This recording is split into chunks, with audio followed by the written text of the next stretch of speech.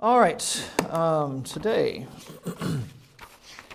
I'd like to talk in general about some basic Bible principles and how they apply to government. We are going to, the next lesson is the proper form of government. Is there anything in the Bible that tells us about how we should have this structure? Should we have a monarch and just, have some requirement the monarch be a Christian and love God and that's the best model? Or should we have a pure democracy?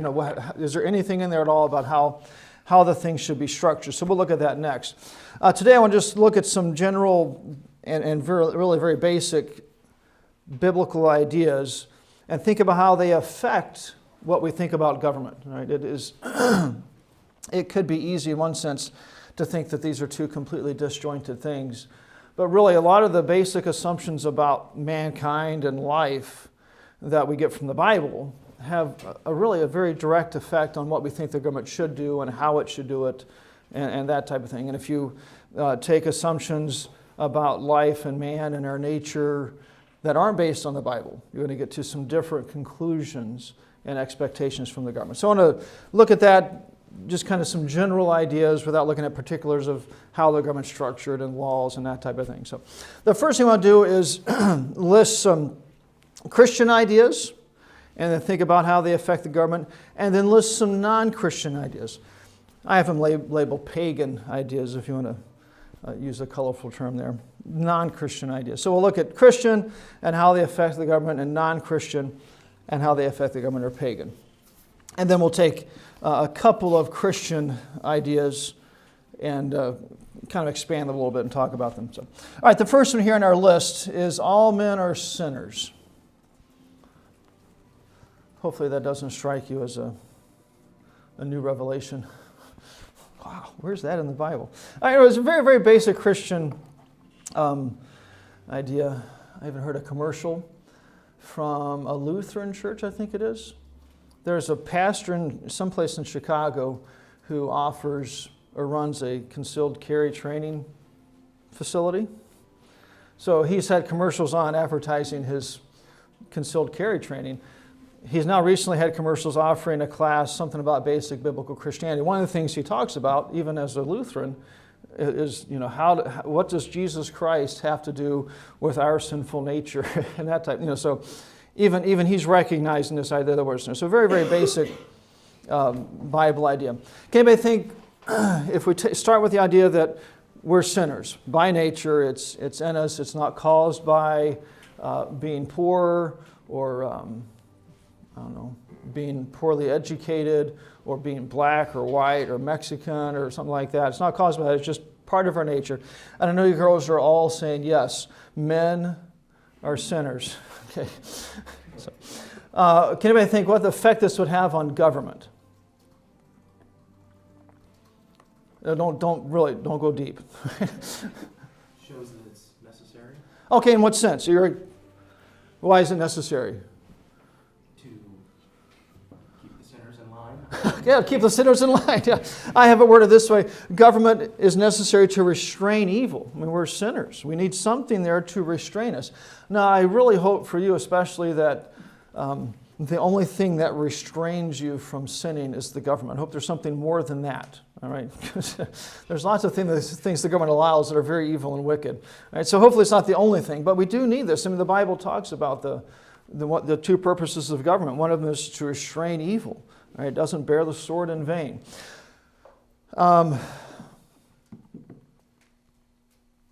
Would it mess up your... Well, let's stick with the Christian ideas. I was going to jump to the pagan one, but you can look back and compare the two if you need to. All right, so all men are sinners. That directly, then we expect from government, it needs to somehow try to address the fact that we're sinners naturally. Okay. Maybe a little bit of a rabbit trail. It would even go on to affect how we would think the government should do that. Right? If you think we're just sinners by nature, then if somebody comes up and says, well, if we can take these neighborhoods with a lot of crime and paint the buildings brighter and put nice romper room type characters on the street corners, that everybody will be happy and crime will go away.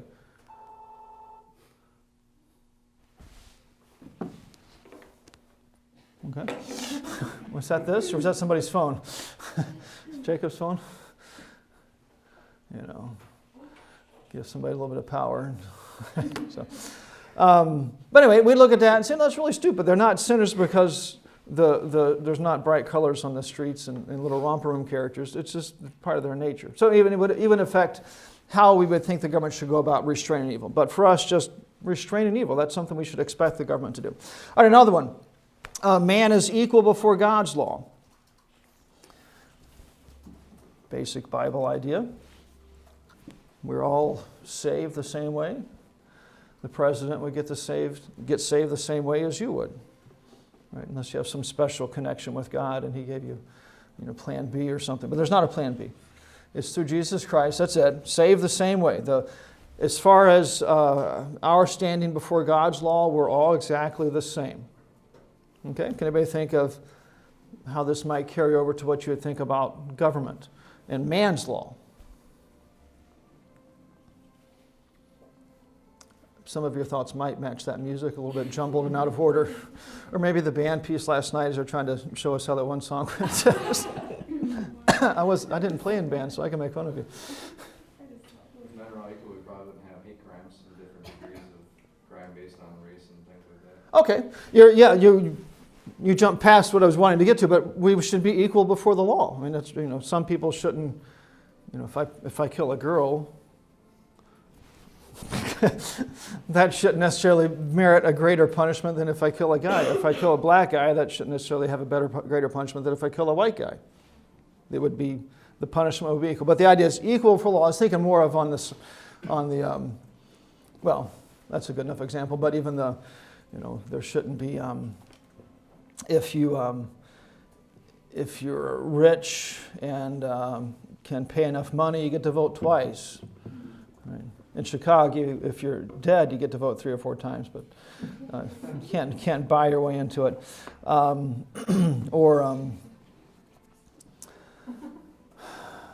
know. Sum it up by saying we're equal in privilege and punishment. Okay, that would be both sides of it, privilege and punishment. Equal before the law. If in our history class, they were reading some of the English documents, the Magna Carta. I'm sure just last night, out of intellectual curiosity, you were reading that thing. Yeah. But even in the Magna Carta, it talks about how the clergy is handled, how the nobles are handled, and how the common people are handled. And they're handled differently. All right? So anyway, the idea of equal before the law, that comes out of the idea that we're equal before God's law. All right? Another one, kind of just a basic Christian idea. We are saved voluntarily. It's not something we're forced into. This covenant that God offers us for salvation, it's something we walk into on our own. God doesn't come down and force us into it. He does come down and try to browbeat us into submission so they're willing to accept it. But it's our own free will that walks into it. This one you might not see the connection directly, but can anybody think of how this would affect government? If we're brought into this family of God voluntarily. Frank's wanted to answer. Anybody else? You might understand that not everybody's going to. Okay, not everyone's going to. That's true.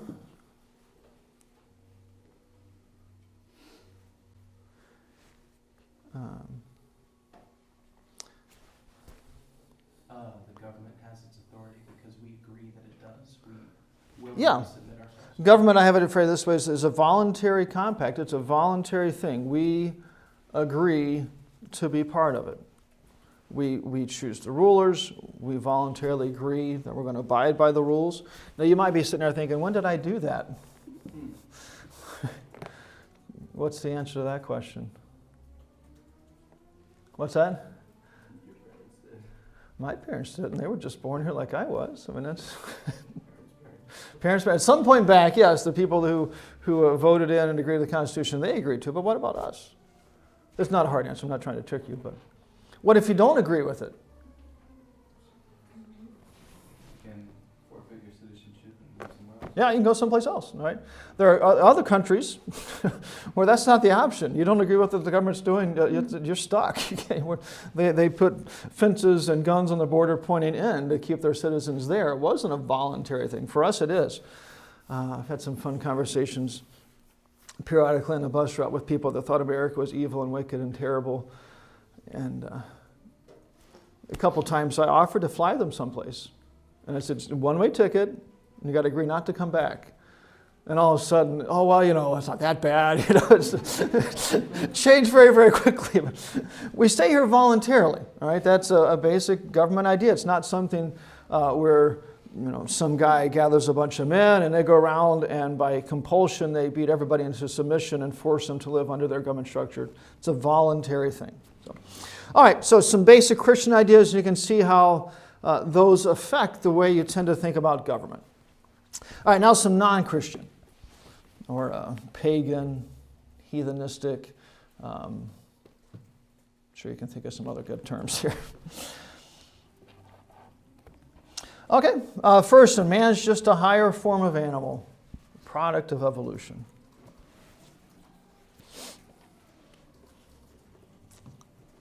I teach pre-calculus in our high school. And it's fun to every now and then point out the glories of evolution and how it produced this amazingly consistent and complicated structure that works in math. I mean, it's just amazing. You can approach some problem from geometry and you get the same answer. Approach it from trig, you get the same answer. Approach it with algebra, you get the same answer. Come at it with calculus from the top, you get the same answer. It's amazing how this all developed randomly. Right? And hopefully you're thinking, wow, that doesn't really make sense. Because it doesn't. It was created. But anyway, if we're non-Christians here, we're just a product of evolution. We're the highest thing on the food chain. Except that we're not supposed to eat the animals below us. That's not right. We're the top. All right, man's a higher form of animal. The effect on the government. Up above, we had all men are sinners. Government should restrain evil. Here, I just have man's controlled by natural instinct. We don't necessarily need government to restrain evil because it's natural instinct.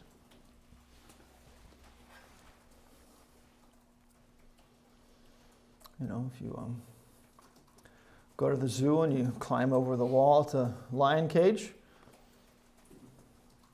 the lion might bite you. Not because it's evil, just that's its instinct, that's its nature. All right, it is governed by instinct.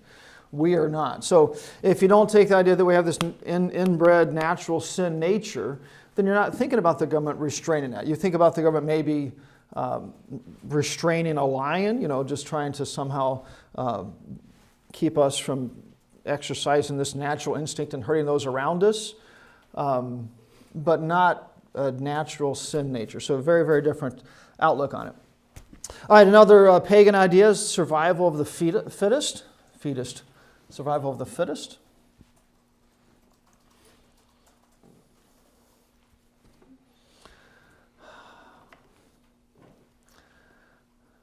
Next time you hear somebody talking about global warming and how these animals are going to become extinct or something like that, just ask them, well, what about survival of the fittest? I mean, shouldn't only the animals that can adapt survive? Surely we don't want this dead weight, no pun intended, dead weight here, hogging up resources. Just let them die. All the little furry animals in the woodlands that are going to die, and the spotted owl and the little salamanders. But anyway, survival of the fittest. Suppose that's how we got to this point. The strongest, most capable animals, the ones most able to adapt to the environment, survive and eat all the other ones. Survival of the fittest. Can we think of how this might affect government? Nothing about eating people.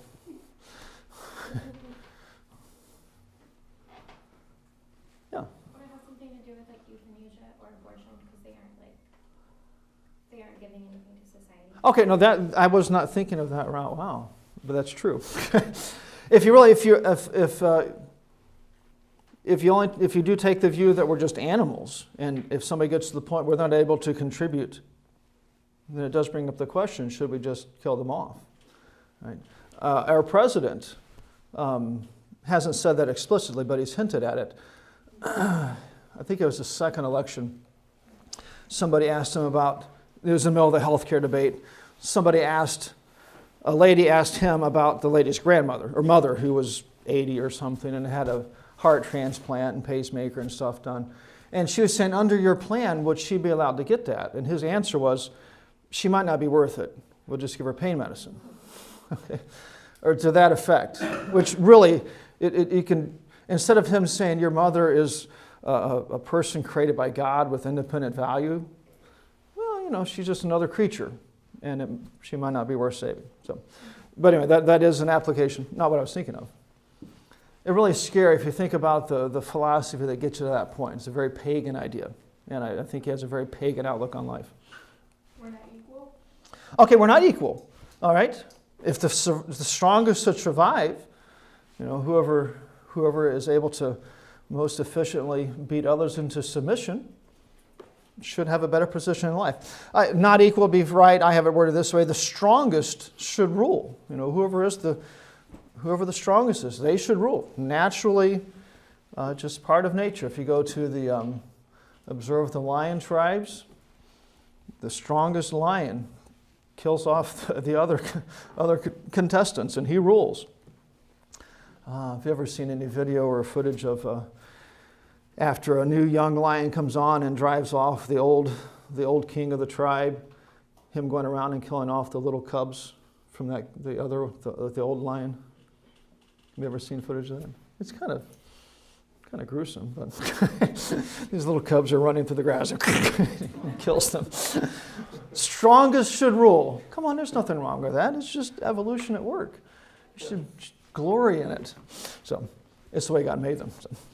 All right, the strongest should rule. If there is this idea of the strongest, survival of the fittest, okay, well, those people, they won. They get the rule. They get to decide what happened. Right? Not the correct idea, but you get it out of a pagan idea. All right, another one. Man is just a passing temporal species. Just this life is it. There's no eternity. It's just we're going to die, get thrown into the ground. Some of you might not be worth that, though, so might just throw you onto the junk heap or something. This is it. Just going to die. Let me give you the effect I have here on government. It's just there's no thought or plan of eternity in the future. This is it right now.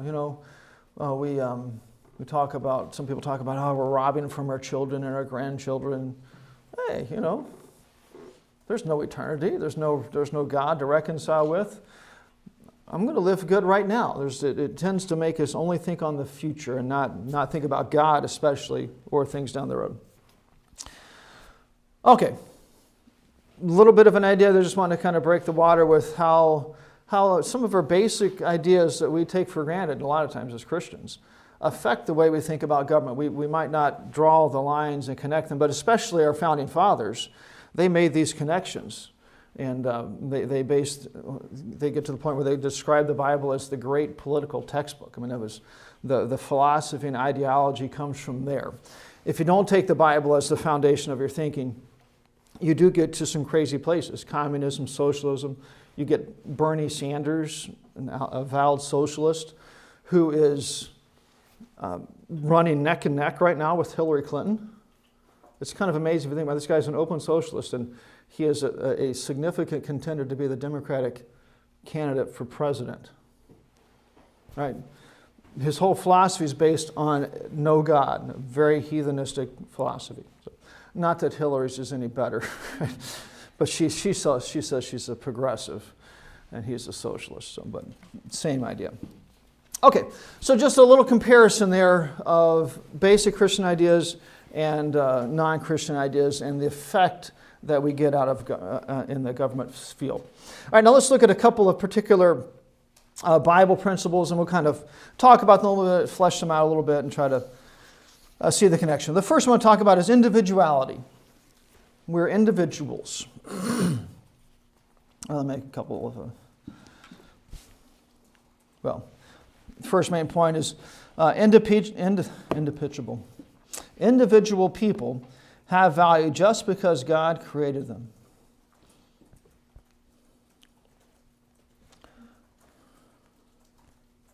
You're not worthless. This might be the only thing in your life that supports that idea. At least it's God that supports it. You're valuable because God created you. Think about Christ's death on the cross, he came for you individually. I mean, you have value. You have a soul that's eternal.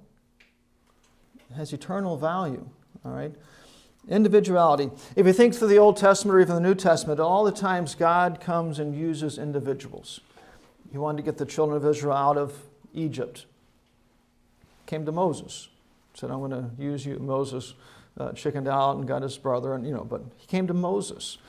He would come to kings. So there's a track record here of God coming to individuals and using them. Individuals are valuable just because God created them. Here's some other comments if you need them. God knows the numbers of hairs on your head. Dr. Vogan apparently last night has a smaller count than we do. He doesn't have to use the hairnet. We have rights that are from God. Right? There's certain things that God gives to us. They're from Him. We're more important than the government. That's not to... that doesn't preclude punishment for crime or that type of thing, but you're valuable. The government, you supersede the government. If God comes down and says, are we concerned about Mary or the government structure? Mary takes precedent. More valuable than the government, at least the structure of it. And this is very different than the non-Christian idea. In a non-Christian world, in a pagan philosophy, you're only important if you're able to contribute to society. Right, that's it. If you're not able to contribute anymore, then we have brought up the euthanasia idea. Why should we have old people in the nursing home? They don't produce anything, cost all kinds of money to keep them alive and their health care, etc. Think if we could take all those resources and put them into some productive function.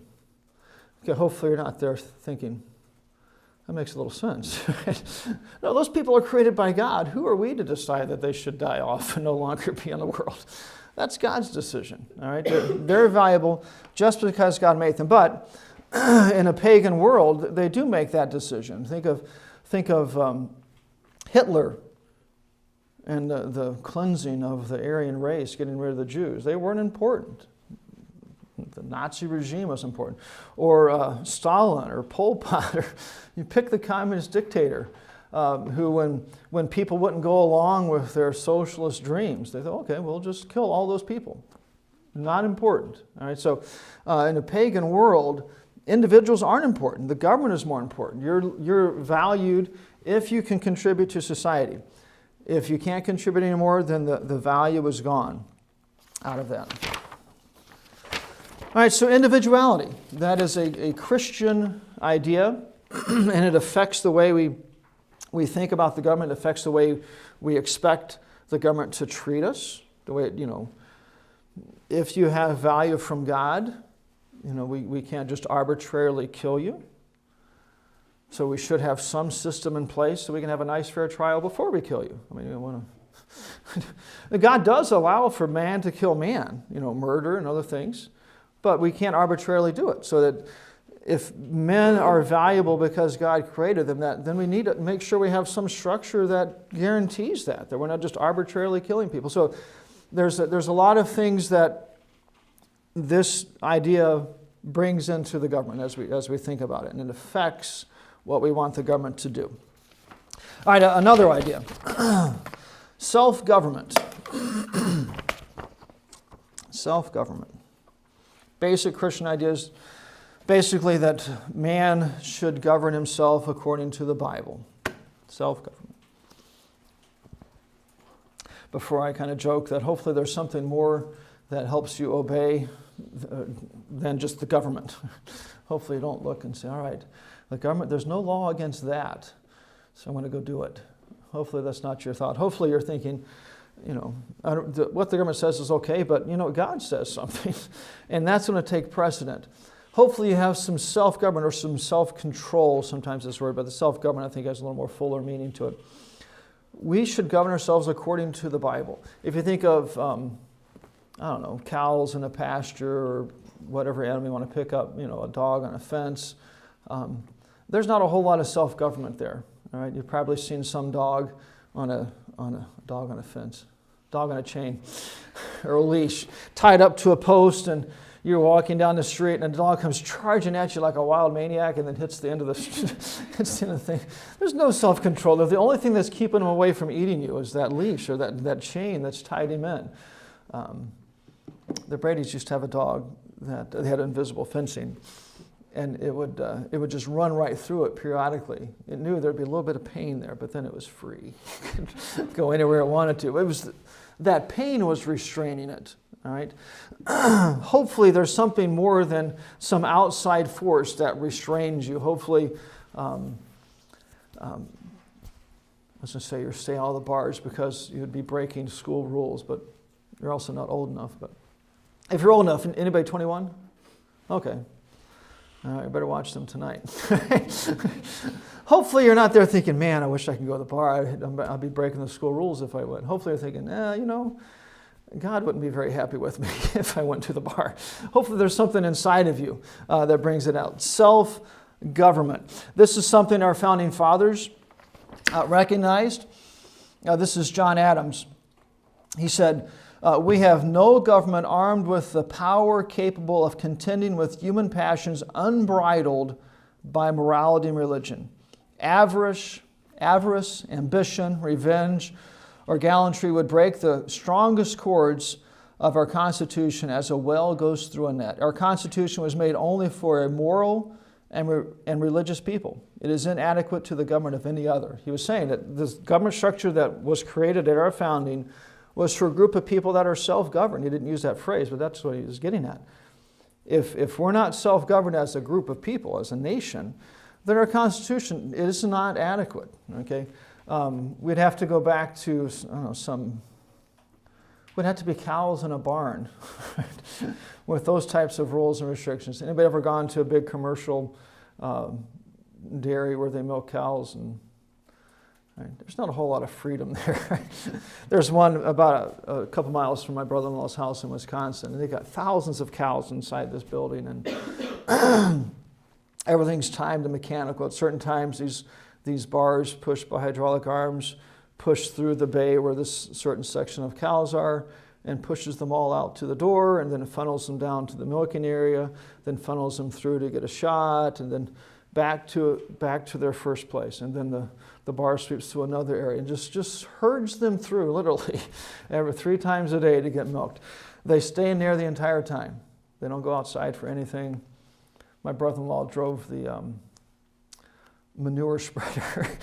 They call the manure they would drag out and spread in the fields. That'd be a fun job, wouldn't it? He's in a semi, though, so he wasn't, don't think of a horse out there. He drove a semi. But the point is, those cows have no self-control. They're not governed internally. It's not like there's a clock on the wall and the owner said, all right, at noon, make sure you get down there for your milking. They have no choice, all right? And our Constitution was designed for a group of people that have some self-control. If we get to the point where we collectively as a group of people have no self-control, then we're going to have that type of government structure to herd us along and keep us in line. The more we lose this self-control, the more the government's got to do. If you think about there are other factors involved here, but think about how much the government is spread and gone into other areas. Part of that spread is that we keep finding new ways to do sin, to do wicked things, right? And the government's job there is to stop it. If one of those cows figures out how to get under that bar and go be free for a while, then they're going to figure out some way that keep the cows from going under the bar. They're going to come up with ways to keep them hemmed in. And that's what we're seeing partly in our country as we lose this idea of self-control, self-government. All right, let me get back on topic here. We should govern ourselves according to the Bible. That's something our founding fathers recognized. It's built into our system. It does then, if you hear politicians talking about we need a new law to fix this, or if we did this or undid that, none of that really is going to ultimately fix the system. It's a group of people that aren't self-governed. I think even Obamacare, we have enough people in our country that aren't willing to figure out how to provide for their own health care, that they're willing to let the government do it for them. And we had enough people buy into it that these people get elected. So, all right, governed by God. Next thing here, still with self-government, is the authority structure that God sets up really is we have God at the top and then the Bible, whatever order you want, we have the Bible that we're reading and following. And that Bible instructs individuals, right? The authority is given to individuals. Men are told how to run their families, organize their families. Wives are told how to listen to their husbands. Children are told to listen to their parents. There's instruction to us about how to handle our money, etc. It goes from the government to individuals, and then those individuals are given responsibility and authority in the government realm, in the church realm, and in the family realm. Right? If my family goes haywire, God's not going to come down and yell at the family. He's going to come at me. I'm the one responsible for that. And if I'm not self-governed enough to follow God's direction in the Bible, we're going to see that part fall apart. The same with the church and the same with the government. But the authority comes from God to the individual. And then he tells individuals how we should run these different areas. Self-government is at the heart of it. And if we don't have that, we're going to have our structure fall apart. All right. Two more things here with self-government. Let me give you some characteristics of people that are self-governed. I just have 4 of them listed. I'm sure we can come up with another, but just some basic restraint or basic characteristics of people that are self-governed. The first one is self-reliance. Not in a proud, haughty sense of, I don't need God, I'm my own man, but you're going to pay your own bills. You're going to work hard to provide for your family.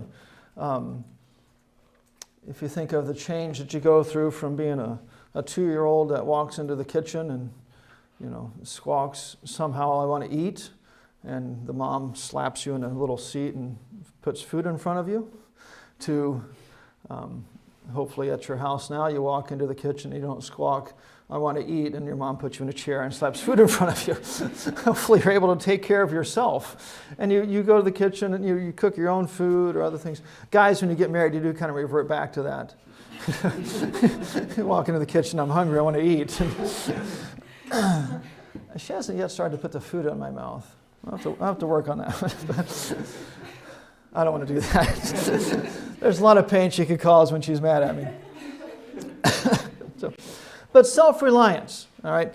Benjamin Franklin said this: the best way of doing good to the poor is not making them easy in poverty, but leading or driving them out of it. All right? Think of somebody who can't pay their own way in life. They're living on welfare and all this government assistance. They're not being self-reliant. All right? They're not exercising this self-government. He goes on, the more public provisions are made for the poor, the less they provide for themselves, and of course become poorer. Right? Make it, if, I don't know, who should we pick on? If Dr. Mitchell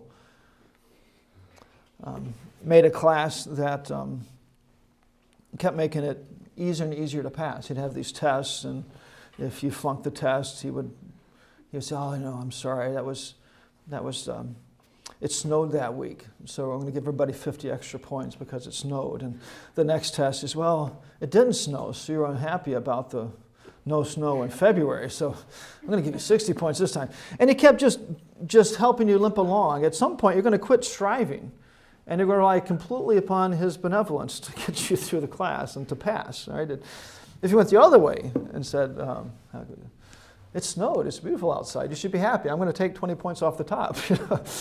At least then you're going to be forced to study. We shouldn't go that route either, but I think you get the point. If the government makes it easy for people to not be self-reliant, we're going to get more of that. All right? Anyway, self-reliance, that's a characteristic of somebody who's self-governed. Hopefully about this age in your life, at least it was for me, I started to bristle at my parents providing things for me. I remember my mom multiple times saying, we'll send you a phone card. I know that's ancient of days. We'll send you a phone card so you can use the payphone and call us. And I said, Mom, I can handle it. I'll call you. I'll get a phone card. It's okay. But it bristled because I wanted to provide for myself. Right? That is hopefully, as Christians, a natural thing. So, all right. Another characteristic of somebody who's self-governed is courage. All right? Or being willing to do what is right, even when it's not popular, even when others are going the other direction. If we're standing here in America and the whole country is screaming away on this runaway train to gay marriage, and that not only should it be allowed, it should be encouraged and glorified as somehow better and more wholesome and pure than marriage. We're screaming down that road. Hopefully there's something inside of you that says, I don't care where society goes, this is wrong. And you're willing to stand up and take some flack possibly for that. Hopefully we're going to derail that train and not go down that road.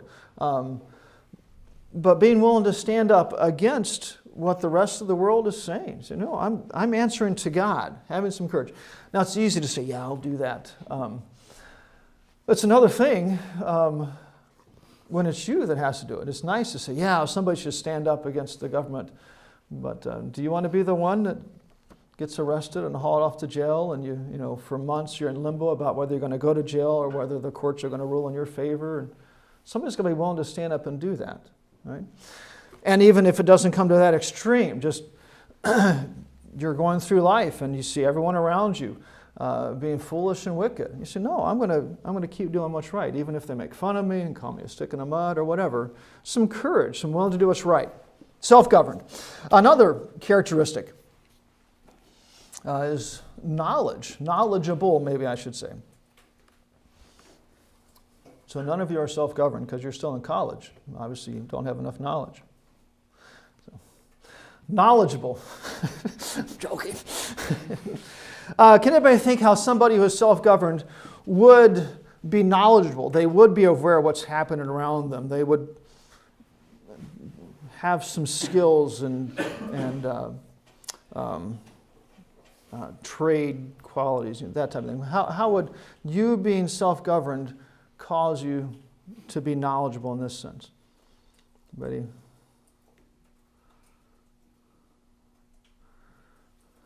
You raised your hand. Oh, you did raise your hand, baby. If you're unaware of when your bills are due. Yeah, you're not going to pay them. Okay. Anything else? You have to provide for yourself, and so you have to know how to work. Yeah, you got to provide. You know, you probably have talked to somebody. I always think of the bus route, but other places I've talked to people that say, "Oh, I can't get a job. Nobody will hire me." And then as we talk a little bit, they say, "Well, I never graduated from high school, and you know, could barely read." Okay, you have nothing to offer. Right? If that guy was really self-governed, he's going to get himself educated enough so that he can get a job and provide for his family. All right? There's an election coming this year. If you're self-governed, if you're thinking, I've got to make a decision, you know, individually, you know, and line it up with the Bible and pick the candidate that best fits the Bible, how would that cause you to be knowledgeable? Hopefully I answered the question for you. But well, you have to know the Bible, and what do you have to know about the election?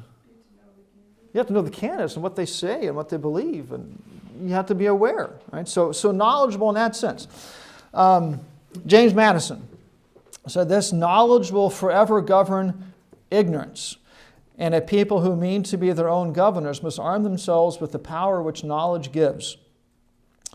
Another statement: what spectacle can be more edifying or more reasonable than that of liberty and learning, each leaning on the other for their mutual and surest support? Right? So a knowledgeable group of people, somebody who's self-governed, is going to be aware of how to work. They're going to get themselves educated. They're going to be aware of what's happening in the world around them because they're self-governed. All right, last one in my list, and I'm sure I could add others, is restraint.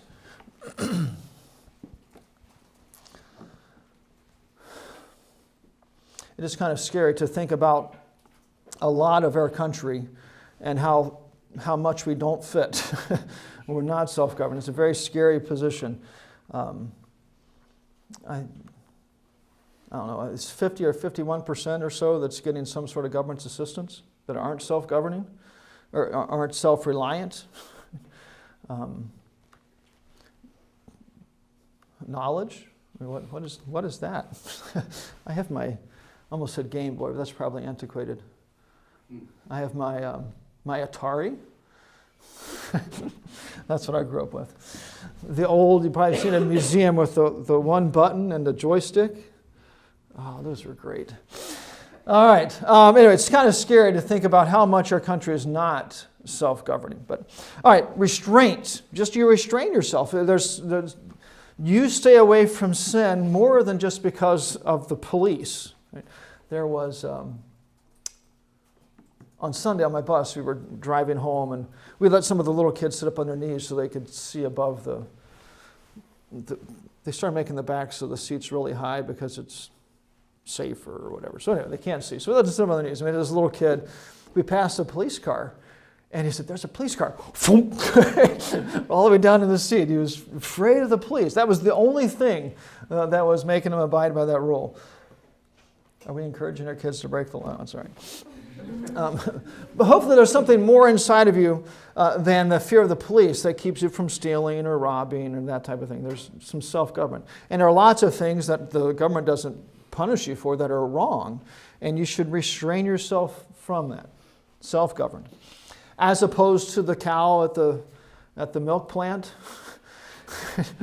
He doesn't come down to get milk because, he wants to be a viable part of society. The metal bar pushed him. There's no way not to go down. Right? There's no restraint there at all. So, no self-restraint.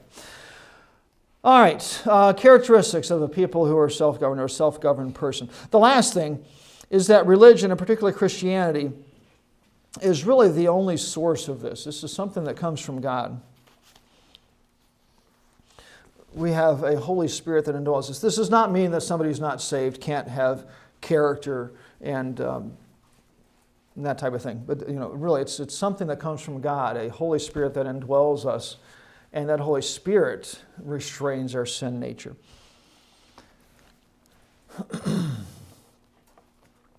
So religion, Christianity in particular. Washington says this in his farewell address: "Of all the dispositions and habits which lead to political prosperity," anybody know the next two words? Blank and blank are indispensable supports. It's in his farewell address. Religion and morality are indispensable supports. Let me read the whole phrase. Of all the dispositions and habits which lead to political prosperity, religion and morality are indispensable supports. It is in vain would that man claim the tribute of patriotism who would labor to subvert these pillars of human happiness, these firmest props of the duties of men and citizens. We have people today that claim to be patriots who are undermining religion and morality actively. But one more. So self-government, that is a Christian Bible idea.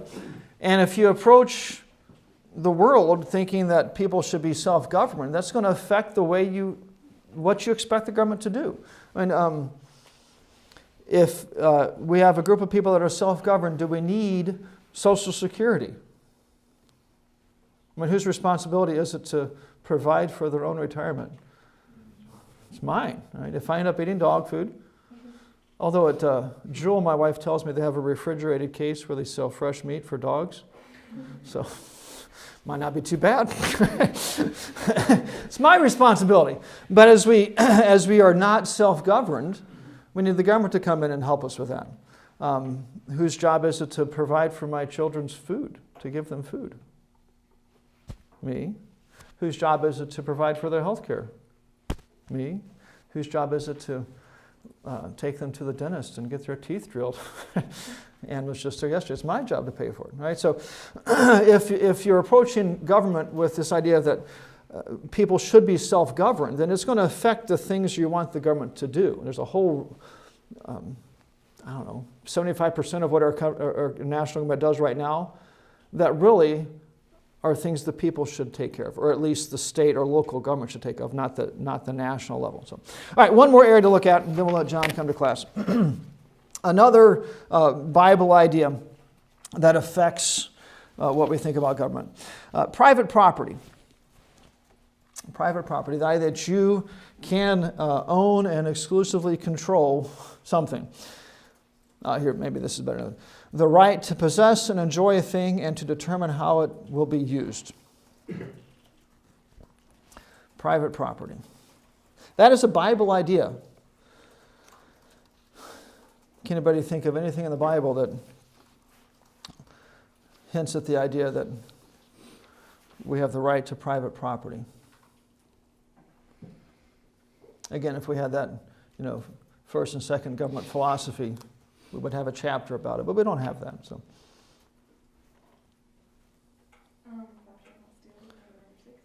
okay, how does that teach this? It does, but I'm just. Because there's obviously something to be able to be stolen. Yes, there's something that's not yours that you want to steal and make yours. And the whole underlying assumption is that there's private property. Anything else?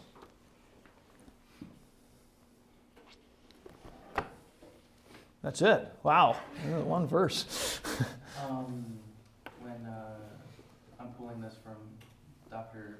Johnson's, Okay. was when That wasn't in there, so that's unfair. the order to execute murderers is because we're destroying God's property. We're destroying things that He created in His image, and He created us to be like Him. So He wants us to own and possess things in the same way. Okay.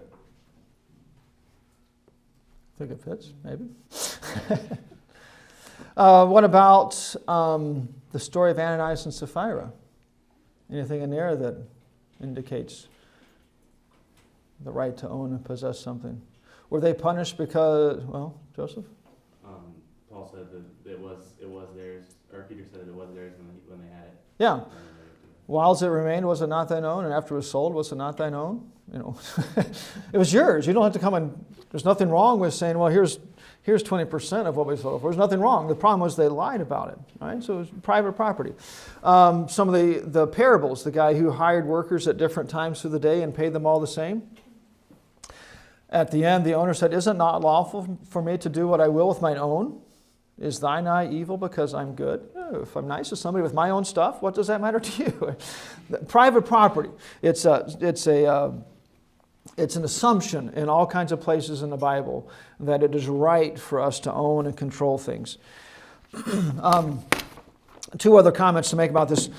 James Madison and other founding fathers talked about this right of private property in much more than just the physical realm. Madison said this: conscience is the most sacred of all property.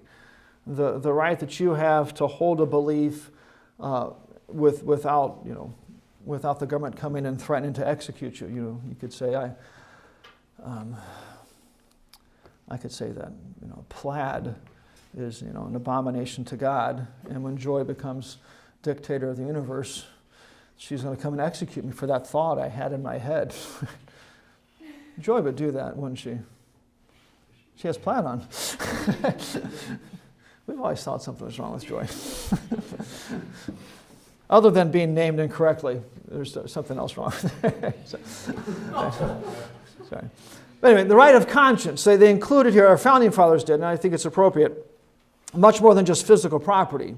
They include the right of conscience as the most sacred of private property. So one other thing here with private property, if this is a proper biblical idea that we're allowed to own and control things exclusively, then that should be something that the government recognizes and protects. You have a right to life, and we expect the government to protect your life, not let other people kill it without cause. Kill you without cause, take your life without cause. But anyway, private property is something the government should protect and recognize. What does Karl Marx teach about this? Hopefully you've not read a whole lot of Karl Marx, but you might have heard about it. I had a student once want to read some of his writings for a paper. He's still a Christian, so I must not have believed it.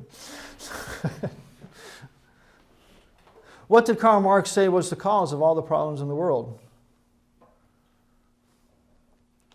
look at the title of this idea. Joy, since I picked on you. Private property. So look at all these countries, they get in wars over land and money and stuff like that. Let's just get rid of private property. It'll fix all of the world's problems. All right? It didn't work so good. But he didn't start from a biblical idea. You know, if you go to the Bible, you say, wait a second, it's fine for people to own things. God encourages it. God talks about them not moving the landmarks in the Old Testament. You know, very careful about not taking private property. Even tells you in the Jewish law that if you kill somebody that's actively stealing your stuff, perfectly fine. As long as they're in the act of stealing. You hunt them down the next day and shoot them in the streets, that's a different story. But if you catch them in the act of stealing your stuff, you can kill them, and there's, according to Jewish law, perfectly fine. So anyway, private property is something that's assumed all through the Bible. It's a Bible idea. So, all right, next time we'll talk about the proper biblical form of government.